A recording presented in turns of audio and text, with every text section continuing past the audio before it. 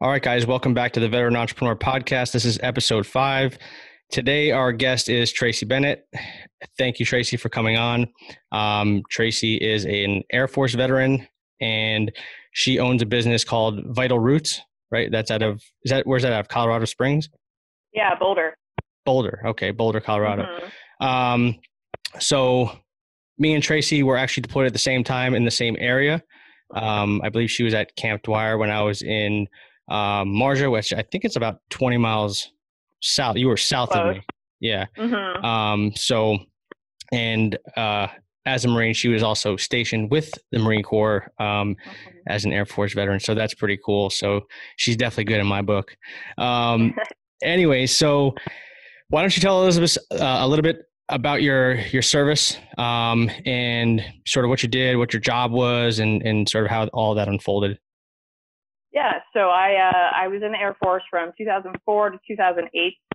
I was at Hurlburt Field, so it's the Air Force Special Duty Operations Command. I was in Red Horse, so we were kind of like the Navy's Seabees. So we basically went and built up air bases or shit that got blown up. We just kind of like built the bases back up. I was operations management, so I was in charge of logistics and kind of all the moving pieces. And then I did some escort duty and just kind of built some shit. Pretty much when I was deployed, I got to do all of the things. So, we were basically tasked at Dwyer to build the runway for the planes and helicopters so we could get better mail and supplies there. So, yeah, I got to do all of those things. I pretty much was in the same unit the whole time. Once you're in Red Horse, you're kind of locked in. But yeah, that was our mission pretty much, was to just kind of like start a new base or rebuild. And then we did some humanitarian projects, which I didn't get to do a ton of because I was pretty much deployed for it. So. Okay. So was that the one time you deployed, or did you deploy in addition to that somewhere else? No, I deployed once to Afghanistan and then a few stateside. The Afghanistan was about 9 months total. Okay. Yeah. And Hurlburt Field, that's in the Panhandle, am I correct?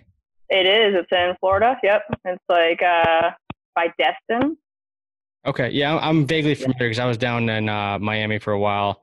And we were considering moving up towards like CENTCOM area. So we were kind of looking what's around in that general area as far as military bases. Yeah, so, all right, we've touched a little bit on your military service. Now I want to kind of transition into your transition out of the military. I mean, did you initially get out of the military and stay in Florida? Are you from Colorado? Is that why you moved to Colorado? No, I actually was kind of from Florida and Georgia, so I was a Southern girl. I got in just for like the schooling benefits. So when I got out, that was like my initial like transition was to want to go back to school, which I didn't. I actually did a year of reserves, also in Red Horse, at the same base, which I fucking hated. I thought it was it was just, I don't know, not what I wanted to do. And so yeah, I started looking at like, do I want to go to school again? Because I really didn't know what I wanted to do. I just knew that I wanted some more autonomy over my life and where I was going in the future.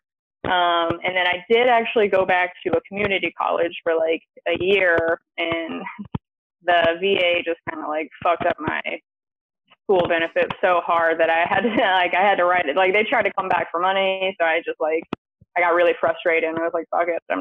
I'm done with that. So got out of the reserves, quit school again. And then I was like, you know what? I love fitness, because when I was deployed, I was just like crazy and working out, like not much else to do. So work out and work. So, I come back, I get all CrossFit heavy, and I'm like, oh, I fucking love CrossFit. I'm gonna do this. This is what I'm gonna do. I'm gonna open a gym. So after school, I'm just like, you know what? I'm going to Colorado, the healthiest state, right? And I'm gonna open a gym. And then you get out here, and it's fucking saturated with gyms everywhere. I was like, okay, like a gym on every corner, just like in the South, there's a church on every corner. So I'm just like, shit, maybe that's not going to be what I can do. So I moved out here and was coaching. coaching CrossFit, just, just living that life, which was fine. And then I was like, found FRC, functional range conditioning. I don't know if we're there yet, but that's kind of how it progressed into like a different kind of training aspect. And then I was like, oh shit, manual therapy could be the way to go there. It's just like make myself a one-stop shop for people, was my goal. So yeah, I sort of took a similar path. I mean, I knew once I had gotten out that I wanted to go into the fitness industry because I mean, I was competing in powerlifting before I gotten out for a few years. I'd always been an athlete. And then I'd gotten hurt a bunch. And so then I started seeing a chiropractor who was doing ART. And then I was like, man, like I could do this. Like I can get out and do this. This seems really practical. Right. And then I moved to South Florida from San Diego. And then I had the same sort of aspiration. Like I want to own my own gym. And then I got down there. I'm like, holy cow, there's gyms everywhere. Like you can't go down a block without hitting one. So I was like, all right, well, whatever. I sort of was already on the path of like, hey, I'm going to get out and go right to massage school. And that's exactly what I did. I had like maybe like a month lapse. I got out in June. I was in massage school the next month. And wow. Then, and now what an odd transition that was, like, going from that Marine Corps mindset to everyone sort of, holding hands and, touching each other and rubbing each other down. Yeah. I was like, people are like, dude, you're so on edge all the time. I'm like, yeah, what do you want from me, man? Like, what do you want me to do? But it was a good experience for me. It definitely helped.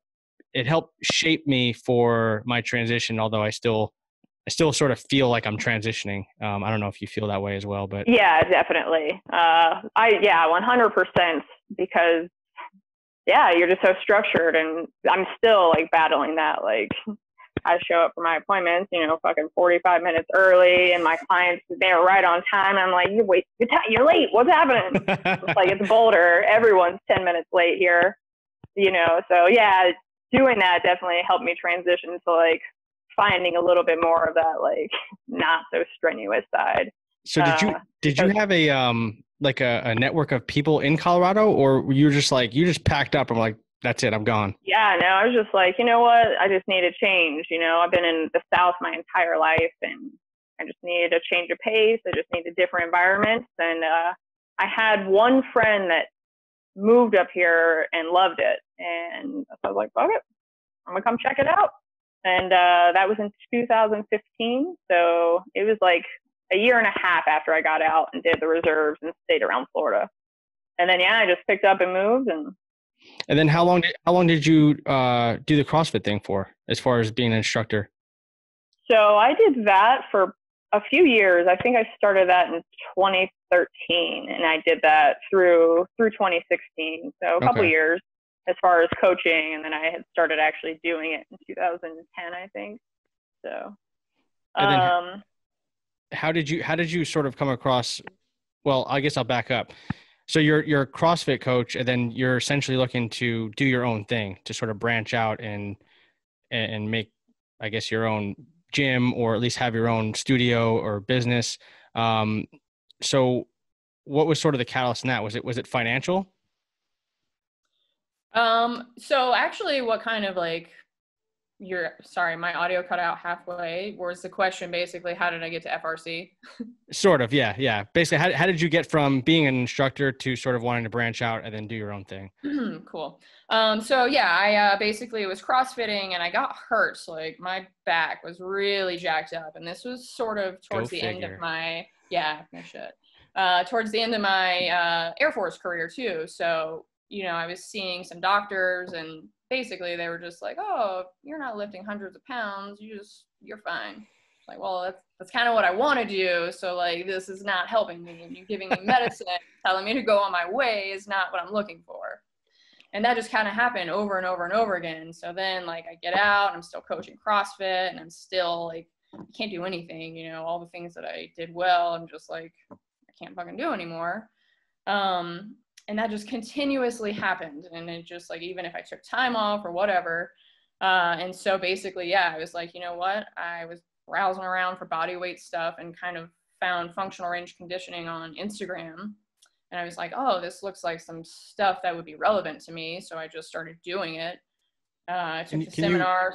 Can you let the people sort of what FRC or let them know what it is? Yeah, so functional range conditioning is just sort of an assessment body training system, basically, that you can sort of, I don't know, you can assess your joint function, you can train your joint function, you'll see what stuff's not really working well, what stuff works really well, and you can kind of tailor it to start training those specific needs. Basically, it's mobility training, which is strength training, right? We want to get all that big range of motion happening, and strong throughout, which once I started doing those things, I realized that all of the things that I was doing in CrossFit, my joints didn't have that capacity, and I was just crushing them. And so it started making sense to me. I was like, oh man, this system is like really illuminating to me, like what areas in my body need work, right? And so then I'm just like doing it, and I'm feeling great in my body, and I'm just like, how can I kind of share this with other people? And then I just also noticed that they had the manual therapy side to it. So, manual therapy wasn't really in my scope until pretty much 2016, 2017, maybe. And then I was like, oh shit, that's another way that I can like offer someone help and then start training, So basically I was like, oh, I can give someone body work and train, very specific stuff. And then it just happened to be like coinciding with the system anyway. And so I was like, oh, this is a perfect system. So I want to get my therapy, my manual therapist, my massage license, so I can put my hands on people and like feel good about actually doing that, specifically training them. And then, yeah, once I went into massage, I was just like, man, I really love this, which was not what I thought was going to happen, because it was just kind of a means to an end of like being able to treat people a little bit differently than an athletic trainer, maybe that doesn't have the requirements to put their hands on someone specifically. Maybe in Colorado it could be different for your state, but so yeah, then I went through massage, and I was like, oh man, I love this is amazing. And now I can blend both of the therapies together. And so that kind of led me to where I'm at now, because yeah, I didn't want to work for, a lot of people. I didn't want to go to a spa. I didn't want to do, just this mellow out, go on your way, which is fun. That's just not what I wanted to do. I wanted to make sure people are getting treated specifically for like their injuries and recover, and, kind of take my story and find those people and help them get out of pain. And, yeah, that's kind of. So in 2016, is that when you started Vital Roots? Yeah. So as soon as I got my functional range conditioning certificate, which I think was 2016, I started training right off the bat.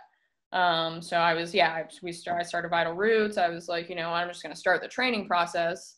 And then, yeah, I kind of noticed like, oh, massage is huge here because there are a ton of athletes here. Right. And that would really like benefit me to like add that to my repertoire, so that way people can come see me for training and massage. And that's just one less middleman that I have to like find someone. At this point, are you operating out of somebody else's facility? Do you have your own studio? No, I don't have my own studio. So I was bouncing around. I was trying to find a few places that I could have a base at, because I was at a chiropractor's office for kind of a more professional, specific setting. I really wanted to be in a gym because that was kind of my home base. Those were my people that I really wanted to kind of focus and treat, because I'm also a lifelong athlete. So those were the people that I'm like, damn, I need to help you. And then it just started happening that I just kind of like put feelers out, and the feelers that I got, I was just a little bit everywhere. So I was at gyms, offices, studios, whatever. Now I'm just kind of in one condensed studio in Boulder. And we just offer all of the same things. So we're, Optimal Movement Studio is what it's called, but we do massage, and then, we've got the FRC and the mobility classes, and then we've got some like body weight training stuff going on there too now. So.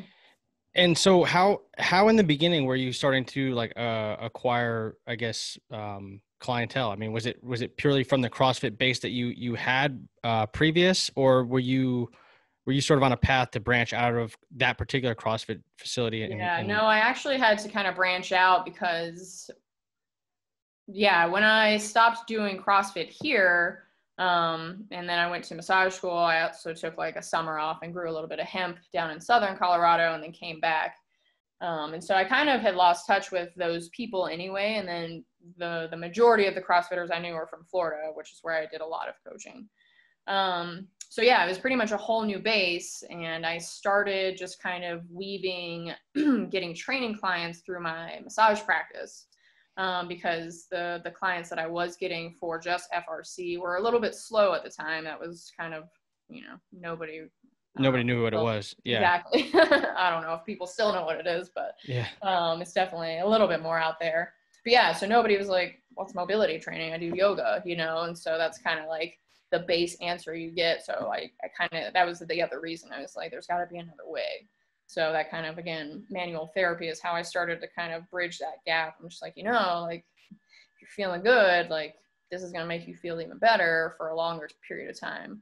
So that's more of a long-term approach too. And that, I think that's a mistake, because I had a business similar to yours. And I think I actually tried to sort of go the opposite route, where I just took a much more short-term approach. Like I was just worried about people, getting in and acquiring them as well. I guess it's similar in the sense that like I went the therapy route first, but my bread and butter was the training, right? Like I was a trainer before I was a therapist, and so I spoke that language better. Whereas I was trying to figure out the therapeutic side of things, but I led with that through the business, and I think I would have had a lot more success had I went training and then try to bridge them over to therapy. So in that sense, that I think that, and that's one of the things I talked about in a previous video. That was a huge mistake of mine. Not recognizing my strength as I'm trying to develop. I'll call it a weakness, but it was just really, I was just inexperienced. Sure. Right. So yeah, that was a rough one for me. The other thing, and I don't know if you find this to be true, is educating, like if you're dealing with predominantly athletes, I'm assuming, or at least a lot of them, you're sort of re-educating them on what they previously known or have thought to be true, right? Because they're like, oh, I'm used to foam rolling, I'm used to doing all these other modalities, I'm rubbing myself with a PVC pipe, and I'm doing all these crazy things, and that's what I'm being told and programmed through social media, through YouTube, through all these fitness gurus. And then here you are coming in there like, no, dude, you got it all wrong. Like, this is how you do it. How did you sort of bridge that gap? And I bring this up because I'm sure there's a lot of other industries where people run into that same issue. Like the industry is doing something and they're like, no, dude, this is a better way to do this. But then they sort of have to convince the people that they're in that particular industry otherwise. Yeah, they have to backtrack and be like, hey, my therapist said this. Right. So then they're just left like confused because they have so many people telling them different things. Yeah, no, it's definitely a struggle. I definitely also still get clients that are like, my doctor said that, and it's just like, okay, like they'll come to it on their own at that point. But for the most part, I try to just kind of illuminate, like, how long have you been doing that thing, and like if the answer is a long time and you're still not really, like, you're not getting the benefit that you want, you're not getting the desire, like, let's try something else, like, and I think generally trying to put them in that space of just a snippet of training, you've done it, it can make somebody a believer pretty quickly, because they're like, oh shit, I feel that. I feel what that's working. I feel like what I'm supposed to be doing, and so I think that's valuable for me personally, has been to try to just kind of like, I don't know, make it less about like what you're doing's been fucking wrong, like don't listen, I try to make it a little, because I think I was a little headstrong when I first started, and I've noticed it's a turnoff, right? Like nobody wants to be made feel like they've been doing wrong stuff their whole life, nobody wants to feel stupid. And so I have started to kind of approach that from trying to be a little bit more like, all right, well, like, how can I kind of trick them maybe into, like, what things are you doing? Okay, well, I'm not going to change your thing completely. Like, maybe I'll just add in one of my little my tricks and shove it in there, and, and maybe they'll start noticing, like, oh, because they didn't have to do anything hugely different, right? Like maybe they're sitting in a stretch and I just tell them to add a pails. Not even going into the, the stuff of it. I'm just going to have them do it. And then next time they see me, they report back, if they've been doing it, they're like, oh, I've been doing that thing and I feel like I'm feeling better. awesome. Yeah, it's more subtle. It's like instead of, you know, going with the blunt force and hitting somebody over the head with a hammer, it's like, all right, well, let me take a long-term approach, try to influence them over the course of time through little adjustments, and then eventually you've sort of got them, right? And I don't mean that in a bad way, but I mean Yeah, no. you're trying to change the way somebody thinks, and doesn't matter what domain or industry it is. It's not something that you can do like that. It's not, you know, look at a Facebook argument, right? Like you're not changing somebody's opinion in a Right, Facebook right. argument, you know, and that's that sort of blunt force type of mentality. It's like, you know, maybe step back, take a long-term approach, subtly give your influence in little achievable things, and so they can experience these little outcomes, and then eventually over time they see sort of, you know, the gambit of what you did yield some good benefits. So what exactly is your model at this point? I mean, you're one person, right? You can only see so many clients, right? Within a day, right? And it's very taxing. It's a very taxing industry, especially when you're hands-on with somebody. It's not an easy industry to be in. And I really feel bad for the people that work at, you know, like the massage MV and all that stuff. I mean, that has got to be absolutely brutal on your body. And getting paid shit. And getting paid dog crap. I'm sorry, I've been cussing a lot. Oh no, that's okay. I'm a big cursor. I'm trying not to curse just in general, but that's okay. You do whatever you do. I appreciate it anyway, because you're making me feel good about it. All right. Like, yeah, she got another one in. But yeah, so I know you do group classes. Is that sort of the bulk of how you're, you know, financially speaking? You know, I know it can be an uncomfortable topic talking about, but you know, that for me, trying to get a group class is better in all aspects of the business, because it gets more people, it has more people, create more buy-in. You're sort of lowering your cost, but it's the quantity of people that and the collection of those individuals that sort of build a higher yield as far as, you know, net sales and stuff like that. So what is your model? How do you expand to grow, or how do you expect to grow it? Yeah. So yeah, I definitely have the class structure thing happening, and I really like classes a lot, because it's a lot of people that I get to interact with. And I sort of use that as just like the funnel. So yeah, similarly, I lower the cost. You know, I want that barrier to entrance to be super low, because it's important for me to not like pack the class. You know, I could also charge, you know, a really high class and have 2 people in there, and maybe they're like, whatever. Or maybe they love it and they come back, but it's still 2 people when I can also like reach, you know. So I really like the class to funnel people into like the personal training and the massage aspect of it.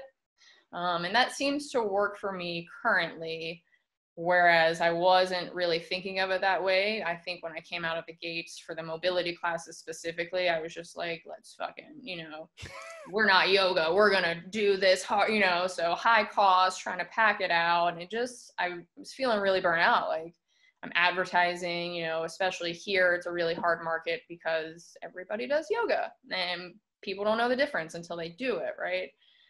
So yeah, it was just like not working to be the funnel that I wanted it to. And I think kind of condensing down to this one space in the studio that I'm at now, we really just have the space that kind of like nurtures that environment. So we have these nice group classes, the cost is low. We just have everything like spot on now. And I think it's a really good funnel because people are in class, they get that like community aspect. So they're like, oh, we suffered together, you know? And that's the brilliance of CrossFit, right? Like exactly. That's the best part. Yeah. That's because I was in a CrossFit gym, and that's honestly, that's probably the biggest selling point of CrossFit. Like, the workouts are the workouts. Yeah. I mean, you know, it is what it is. You can do it anywhere. Yeah. You can do it anywhere, but it's being with another group of people and then sort of going through that same, it's similar to the military, right? And then you're going through something hard, and then you guys get done, everyone's slapping each other, high fives and patting each other, and, you know, and throwing up, and it creates that community feeling. So I think, yeah,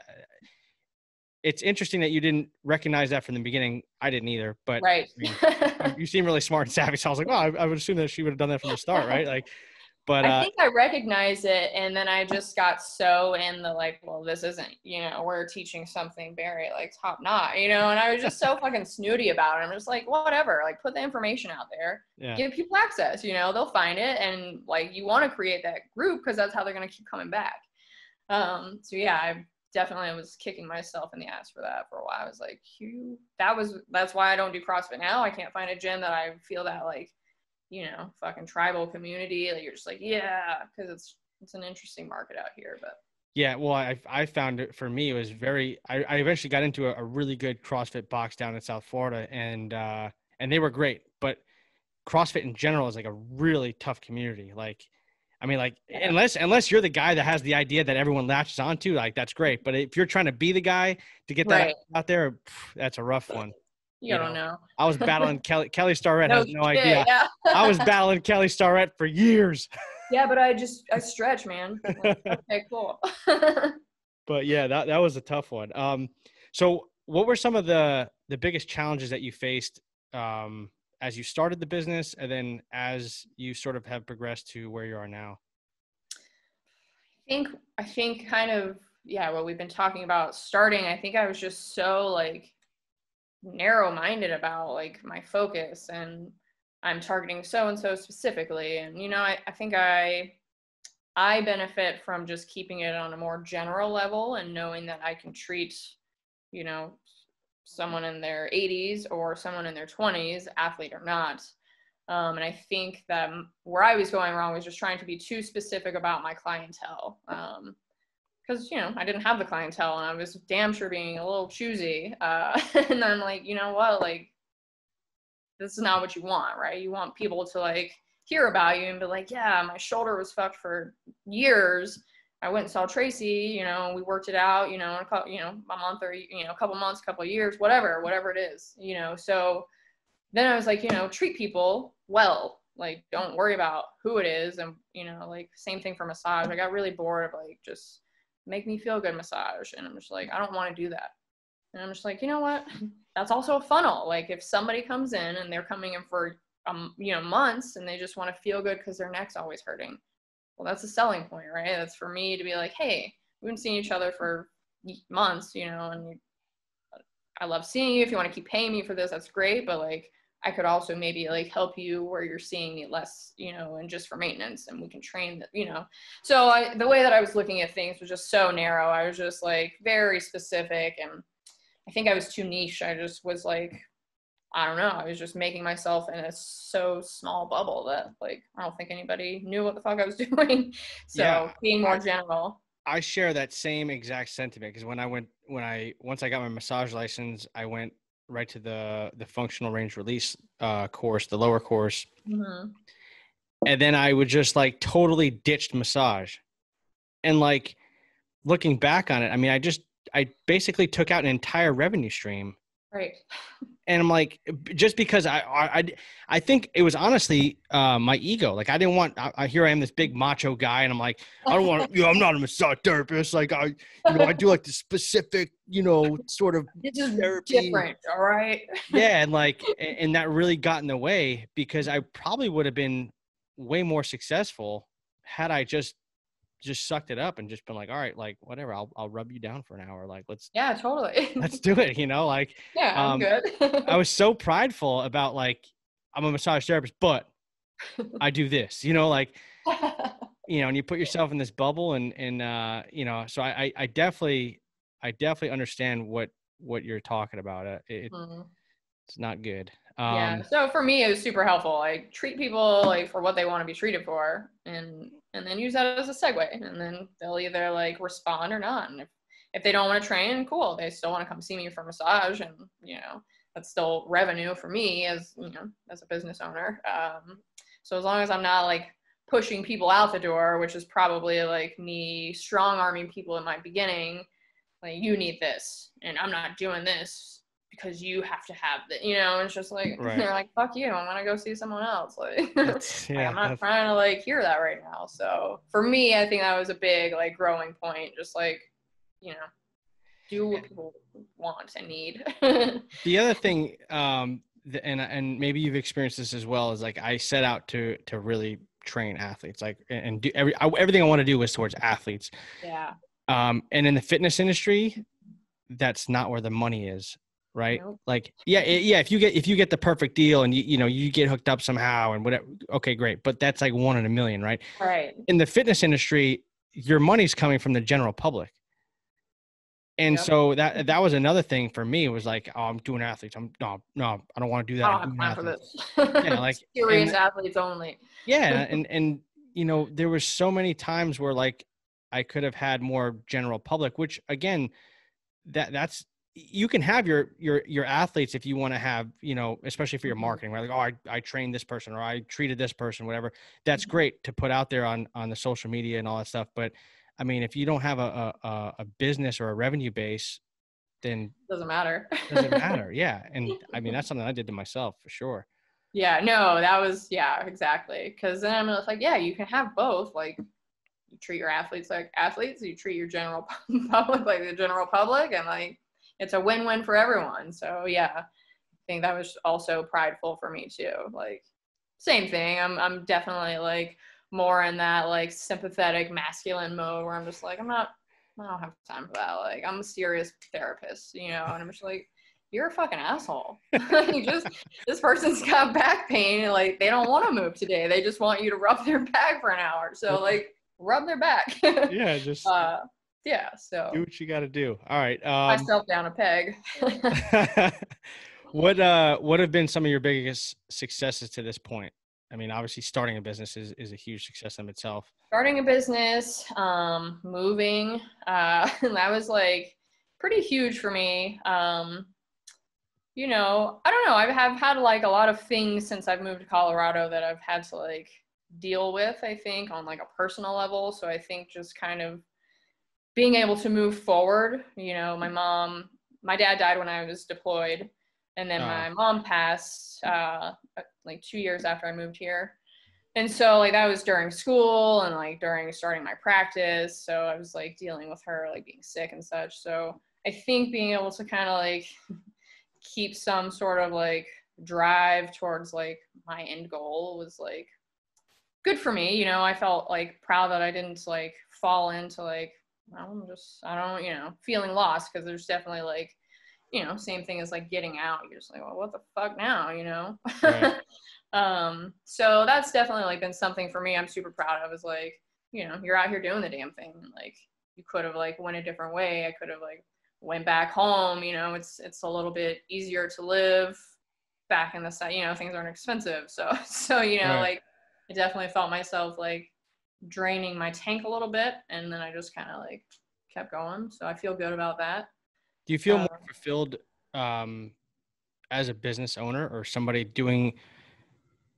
conducting a business and sort of taking your financial freedom and even your personal freedom into your own hands? I mean, vice working at a gym or for somebody else. I mean, is that I just can't do it. I just, like working for someone, just like, I can't. I just feel, it just feels like it kind of drains me. And I just feel like I need to have that like space and that like able and ability to like create my own path. And like, if I got to pivot, I can pivot, and I don't have to ask for permission. I don't have to like wait around and let someone make the decision for me, because that just doesn't work for me. So yeah, I think that really is like something that, yeah, because even like as COVID started, like, there's been a few times where I'm like, shit, I might have to get a real job. I might have to go back to like not a real job, but like a desk job or something, like to be like, just making money, which is, it kills me. I don't want to do something just to make money. And so that's why, another reason, like, I'm glad that I found the things that I found, because they all fulfill me in that way. Like, I get to help people. I get to help people like do shit they want to do, and then I get to have my own freedom. I get to make my own hours. I get to make my own money, like my own prices. So yeah, that fills me a lot. So what's the plan from here? I mean, where do you go? Is the goal still to open up, a facility down the road? Is the deal that you have now sweet enough and the people good enough to where you're like, man, we can kind of grow together? Where do you see yourself in like 5 years? I definitely, the setup I've got going now is with Jake Corley. So he's another massage therapist, FRC guy. And we've got a pretty sweet setup there. So I'm really excited to kind of see where that goes. It was all kind of new within the year. So again, like this whole COVID situation is thrown a wrench somehow. But I don't think that like having my own space is necessarily out of the question, because I still really like the idea of having like that certain box feel of like, I'm going to create my own, you know, like if I can't find that community, I'm going to create it, right? Like it's you harboring that environment, right? So that's something that still appeals to me a little bit. But then at the same time, it's like, well, if you have your space, like you're stuck there. And so that definitely is like, I still like having that, you know, because I can travel. I can go anywhere I want right now and not necessarily have to have this like looming overhead of like, oh, I still need to be making money for this place that I'm not at right now, you know? So I don't know. I go back and forth, but like what I've got going on now is super sweet. And I think that like our goals together would be to expand and sort of, be that one-stop shop for people. So they're like not having to have like 20 different places to go see your massage therapist or your chiropractor and your trainer and your yoga and whatever, you know. Do you plan on adding anybody like as far as to your business? Like, I mean, you know, do you have like another massage therapist or another FRC trained individual? So Bridget, my partner, she is also FRC and she is a yoga trainer. Well, she did yoga. So she offers some of the same things. She did kin stretch as well. She's just kind of taking a step back right now. So I'm not opposed to it, but I think Jake is definitely like, I think we're adding on more people, but I think we might be looking to add on also different modalities. So we had some animal flow people going, you know, on deck to teach classes as well. And some like strength stuff going on. So definitely adding people. I don't know necessarily just specifically for FRC and massage.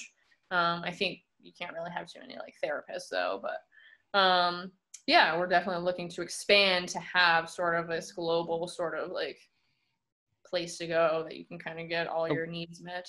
The one-stop shop, that you were talking about earlier. Yeah.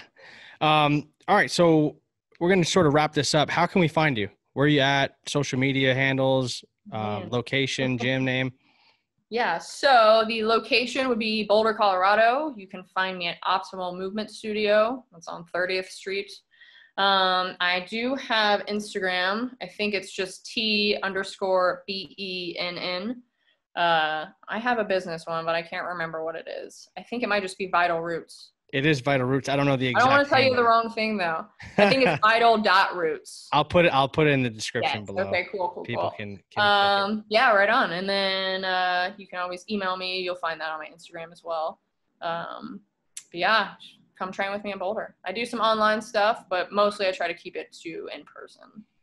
All right. And last question. If there's a viewer who's interested in either FRC or becoming a massage therapist or just getting into the fitness industry, how can they do that?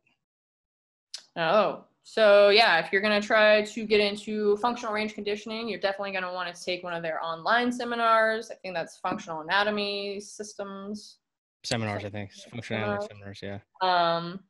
And then as far as massage goes, I would definitely look in your area as far as like the best massage school specific to maybe, you know, looking at reviews, the extra courses that they're taking. That was important for me because I got a lot of extra modalities that I can also add on to my practice if I want. So staying local and just finding one that has like, I recommend maybe more than the recommended hours, because again, that maybe will have more of those continuing education, like courses that you can add to your selling points as a business. Yeah. And then I'll add to that, depending on the state, I don't know how Colorado is, but certain states require you to have a certified personal training certificate. So even though you might get certified in something like FRC, you would still need that prerequisite to clear that in order to actually train somebody. And massage, I know there's a few states that don't require a license, but I'm pretty sure the majority of states do. So definitely look into that because, you know, you don't want to put your hands on somebody that gets sued. Yeah, no doubt. Yeah, definitely check your laws in your area. Because just because you're a massage therapist, you don't always get to like recommend and do training exercises with people, and trainers also in every state can't necessarily put their hands on people. So like provide that. So Yeah. definitely check it out. Diversify your education, you know. For sure. Yeah. So don't just take the NASM course and then, you know, be content with that. Look for other, there's a lot more to it than that. And there's a lot of other programs and certifications that you can get. And those are sort of where you're going to build your actual knowledge base, I would say. Oh, yeah. Staying on that continuing education is important for manual therapy, you know, training, anybody that is training or treating. I think, you know, like that's just where you get that knowledge base. You just continue to learn and practice those things. So you just have that wide set to like offer people. Without a doubt. Well, thank you, Traci. I appreciate it. Thanks to the viewers who are tuning in. We appreciate it. If you haven't liked the channel, please do so. Share this with somebody that might want to start a business, particularly in the personal training or manual therapy industry. We appreciate it. Traci, thank you again so much. Stay motivated. Yeah. Take care. Later, man.